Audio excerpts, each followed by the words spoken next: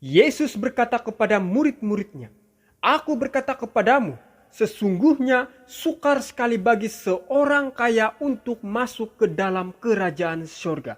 Sekali lagi, aku berkata kepadamu, lebih mudah seekor unta masuk melalui lubang jarum daripada seorang kaya masuk ke dalam kerajaan Allah." Shalom semua, bertemu lagi kita dalam pembahasan kali ini. Kita akan mendengar apa artinya unta kok bisa masuk dalam lubang jarum.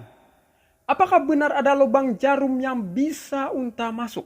Dan apa maknanya orang kaya sukar masuk ke dalam kerajaan surga? Apakah salah menjadi kaya? Oleh itu, tetap fokus dari awal yang pastinya sesuai apa yang Alkitab katakan. Karena Alkitab merupakan standar pendidikan orang Kristen sebagai buku agung yang tidak pernah salah. Apapun yang kita dengar, apapun yang kita anuti, apapun yang kita percaya, pertanyaannya, apakah itu atas dasar Alkitab? Jadi, mari kita utamakan Alkitab, yaitu firman Tuhan. Berilah kepada Tuhan kemuliaan namanya. Sujudlah kepada Tuhan dengan berhiaskan kekudusan.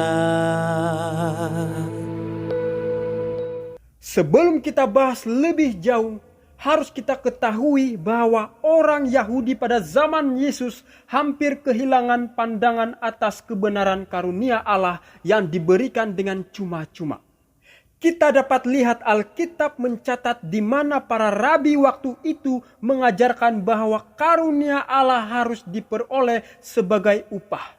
Artinya, dengan kerja amal mereka mengharapkan beroleh pahala. Itulah sebabnya perbaktian mereka didorong oleh roh yang sekadar mencari untung. Dari roh semacam ini, para murid Yesus pun sama sekali belum terlepas. Itu sebab juru selamat mengusahakan setiap kesempatan untuk menunjukkan kepada mereka kesalahan mereka.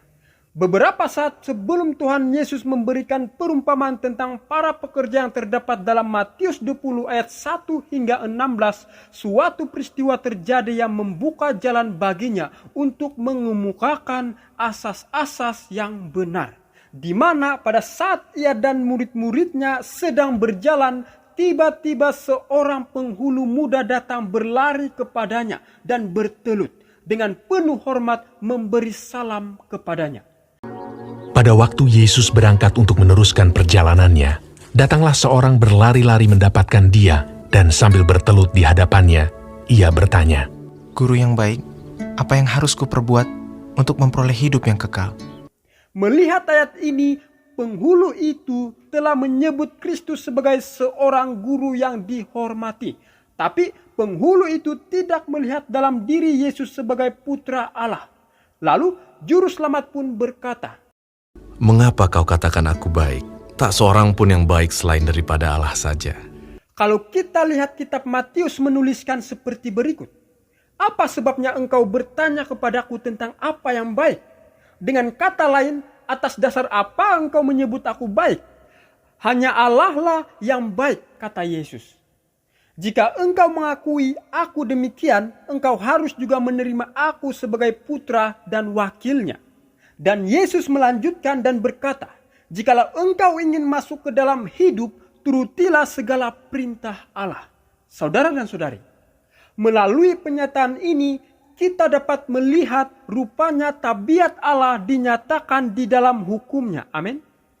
Dan Yesus bermaksud supaya manusia berada dalam keselarasan dengan Allah. Asas-asas hukumnya harus menjadi sumber setiap kegiatan penghulu muda itu maupun setiap kita manusia pada zaman sekarang ini.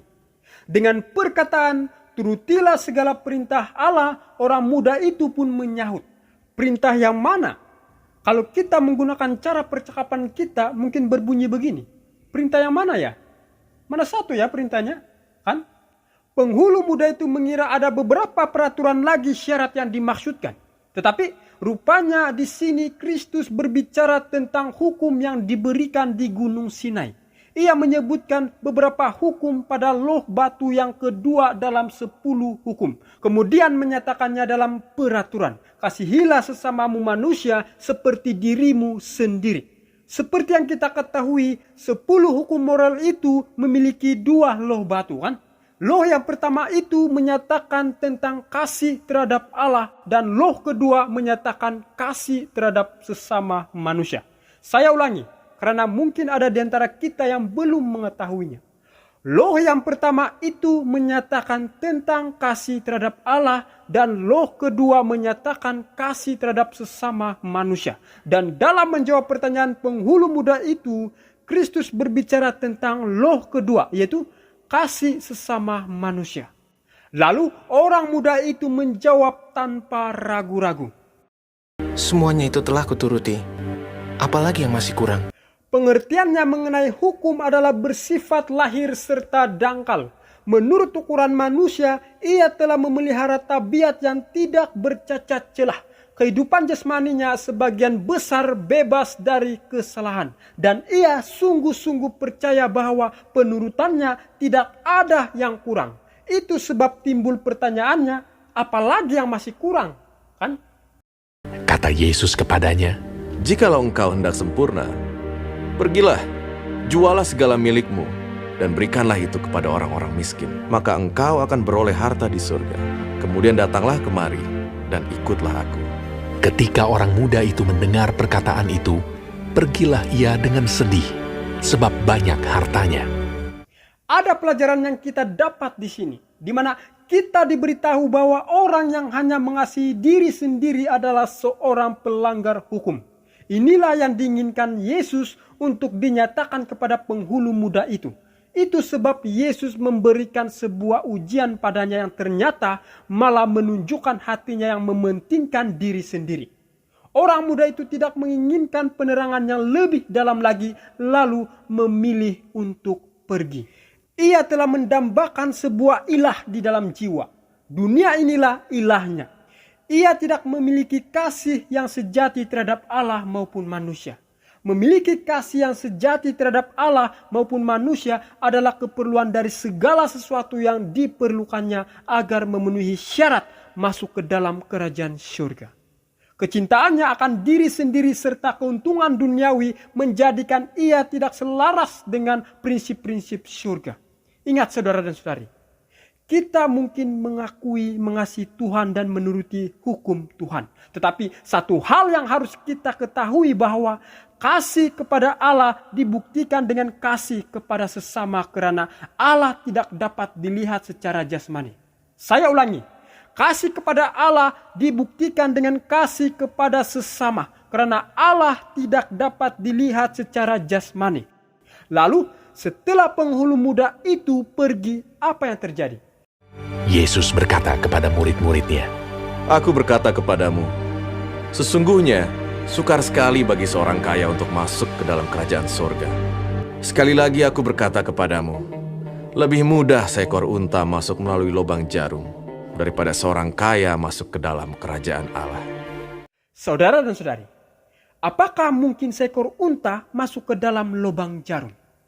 Unta masuk ke dalam lubang jarum saja sudah merupakan hal yang mustahil. Tetapi Yesus mengatakan hal itu justru lebih mudah dilakukan dibanding seorang kaya masuk ke dalam kerajaan Allah. Bagaimana mungkin unta sebesar itu bisa masuk ke lubang jarum yang merupakan lubang terkecil yang bisa ditemukan di rumah, saudara-saudari? Yang anehnya, Tuhan Yesus bilang hal itu lebih mudah dibandingkan orang kaya masuk ke kerajaan Allah. Wah, kenapa bisa begitu ya? Kenapa Tuhan Yesus bilang seperti itu? Kalau begitu, siapa yang bisa masuk kerajaan surga? Bukankah kaya itu berarti diberkati Tuhan? Bukankah orang kaya lebih banyak berbuat baik? Orang kaya kan bisa banyak memberi sedekah, bisa lebih banyak memberi persembahan, ya kan? Oleh itu, mari kita bahas bersama. Mengenai unta dan lubang jarum, banyak penafsiran yang menafsirkan mengenai kalimat berikut. Ada tafsiran yang mengatakan lubang jarum merujuk kepada pintu gerbang yang lebih kecil yang dipotong pada panel pintu gerbang kota besar, yang boleh dilalui manusia apabila pintu gerbang besar utama ditutup. Namun penyataan ini berasal dari abad-abad setelah zaman Kristus. Oleh karena itu tidak ada dasar yang sah untuk menjelaskan seperti itu meskipun mungkin itu tampak masuk akal. Bahkan ada juga tafsiran mengatakan memang ada lubang bentuk lubang jarum berukuran khusus untuk unta dahulu kala. Dan sebagaimana unta membawa beban berat dan ketika melewati lubang jarum itu yang berukuran persis tubuh unta masuk, segala beban berat yang diangkut unta tersebut harus ditanggalkan dari tubuh unta agar unta bisa masuk. Tafsiran ini juga tidak ada dasar yang sah untuk menjelaskan seperti itu, meskipun mungkin itu tampak masuk akal. Karena yang nyata di sini, Yesus memberikan suatu perumpamaan yang mustahil bagi manusia. Perhatikan ayat ini. Yesus memandang mereka dan berkata, Bagi manusia hal ini tidak mungkin, tetapi bagi Allah segala sesuatu mungkin. Jadi sudah pasti Yesus sedang berbicara suatu hal yang mustahil bagi manusia atau tidak mungkin, dan itu bukan difahami secara harafiah. Jadi mustahil bagi manusia, tetapi bagi Allah segala sesuatu itu tidak ada yang mustahil. Lukas 18 ayat 27. Kata Yesus, apa yang tidak mungkin bagi manusia, mungkin bagi Allah. Lukas 1 ayat 37, sebab bagi Allah tidak ada yang mustahil. Tak terbatas kuasa-Mu, Tuhan. Semua dapat Kau lakukan. Apa yang kelihatan mustahil bagiku, itu sangat mungkin bagimu. Nah, saudara dan saudari, lebih mudah bagi unta itu merupakan pepatah yang umum digunakan di kalangan orang Yahudi dan masih umum di kalangan orang Arab untuk menunjukkan bahwa suatu hal tidak mungkin atau sangat sulit. Mereka mengatakan bahwa seekor unta atau gajah dapat segera berjalan melalui lubang jarum. Dalam penggunaan peribahasa seperti itu, tidak perlu memahaminya secara rafiah, saudara-saudari. Mereka hanya menunjukkan kesulitan ekstrim dari kasus ini. Jadi, Yesus memakai kiasan unta dan lubang jarum untuk membandingkannya dengan orang kaya itu.